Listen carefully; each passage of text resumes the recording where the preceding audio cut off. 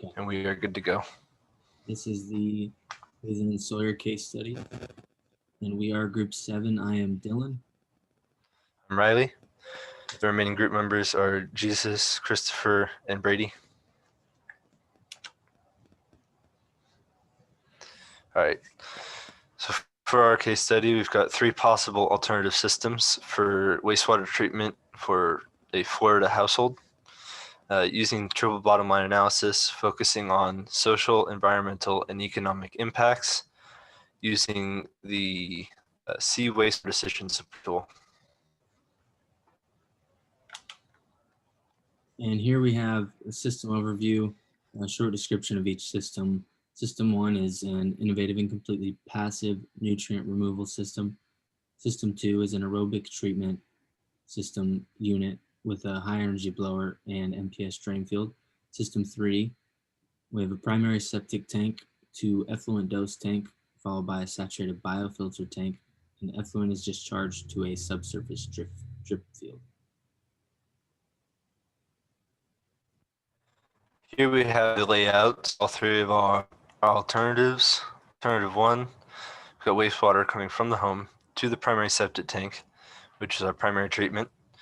From there it goes to the recirculation tank, which then goes to the stage 1 unsaturated biofilter for nitrification. And there it is transferred to a pump tank, which pumps back to the recirculation tank for nitrogen recycling, or to this 2 separated biofilter for denitrification. And from there it goes to STU subsurface dispersal. For alternative 2, we've got wastewater from the home to a primary septic tank for primary treatment. And there it goes to stage 1 unsaturated biofilter for nitrification. And there to a pump tank, which either pumps back to stage 1 for nitrogen cycling or onto stage 2 for saturated biofilter denitrification. And from that stage 2, it goes to STU subsurface dispersal. Alternative 3, we've got wastewater from the home to the septic tank for primary treatment. And there it goes to the E tank. From that tank is pumped out through drip systems, either to an STE drip zone, stage 1 N2A lined biofilter, which is then fed back to a stage 2B saturated biofilter for denitrification and then pumped back out, or to a drip zone for treated effluent irrigation.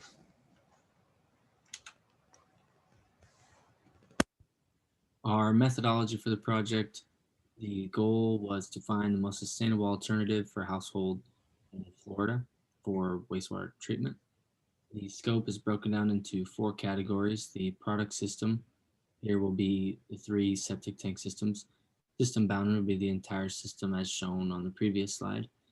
Function and functional unit. The function is to treat household wastewater. The functional unit will be each cubic meter of wastewater treated. Inventory inputs and outputs.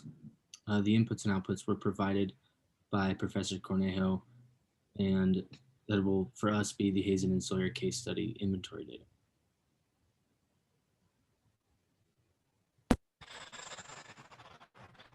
The result from this step, first net present worth of costs per cubic meter.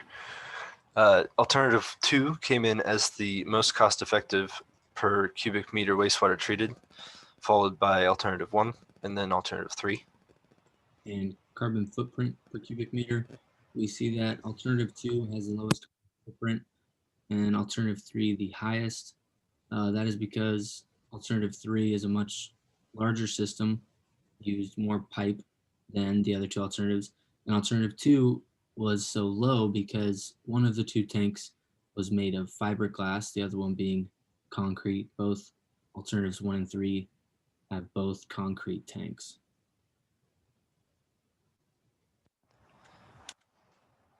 Next, we have our eutrophication potential per cubic meter, with alternative 2 coming in at the lowest, since it produced the lowest amount of nitrogen and phosphorus left over in the water, with alternative 1 coming in next, with the next lowest amount, and alternative 3 having the highest amount of nitrogen and phosphorus left over. For social and technical performance, we have alternative 1 coming in as the best alternative, since it has higher seasonal resilience and less employee training. than alternative 2. Alternative 2 is the highest because of its high employee training and system intrusiveness. And alternative 3, also high system intrusiveness and even higher maintenance time than any of the other alternatives.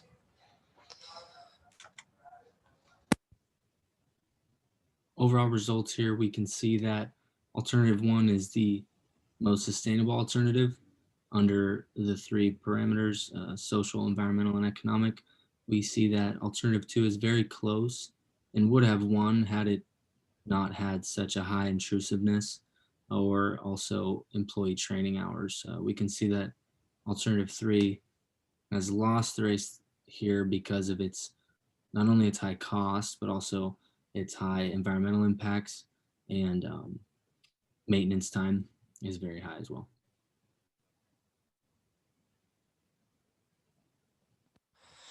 All right, overall performance scores show that alternative 1 and 2 are very closely competitive. So depending on the weighting of the requirements, it is possible that alternative 2 would outweigh alternative 1. For instance, if we were focusing on total costs per cubic meter and environmental impact, alternative 2 would have won out over alternative 1.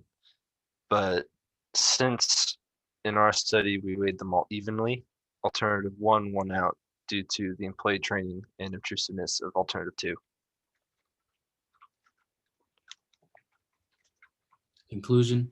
In conclusion, we know that alternative 1 is the most sustainable system, weighted evenly, and alternative 2, if we were more concerned with environmental friendliness or um, economically, we would probably choose alternative 2, given that it has such low carbon footprint, eutrophication potential, and cost. However, evenly, alternative 1 is the best performing alternative.